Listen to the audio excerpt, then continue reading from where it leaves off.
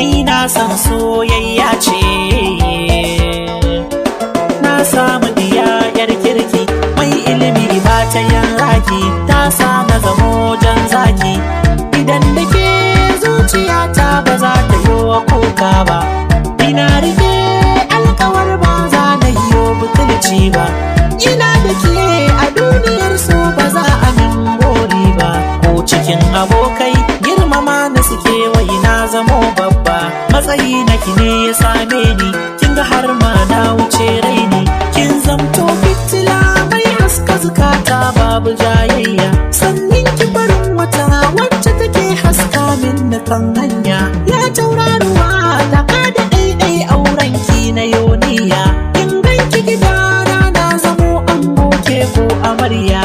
Murna ba za na daina ba, ba zan miki kishiya ba, alƙawar ba za ya canza ba, kuma za na zamo mai kula da ke ya masoyiyata. Zan kare dukan hakkinki a gidan aure babu wauta, domin a guri na ke kaɗai kawai kika ɗaga tuta. Abdul ɗannin gine naki mai tsantsar tsagwaron sanki, ya zinariya gaishe ki nike yi sanni yar manya.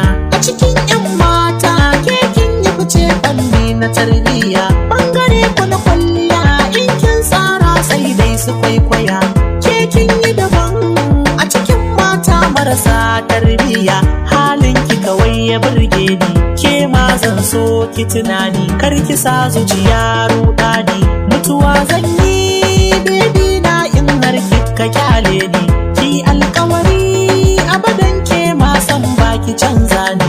To zan rike so a zuciyata sam sam babu rudani, zan yi hidima sauran masoya domin kar su raina ni. Ga zumar kauna ki dan kurba, inuwar ki na zo na dan raba, dukkan nutsuwa ta yanzu kam ta tare ne a sashin ki.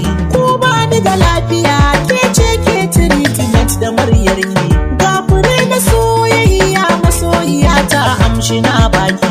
Ko cikin abokai na zauna ba ni da hira sai taki, sannin ki jinin jikina ke na baiwa so da kauna, samun ki na ta murna.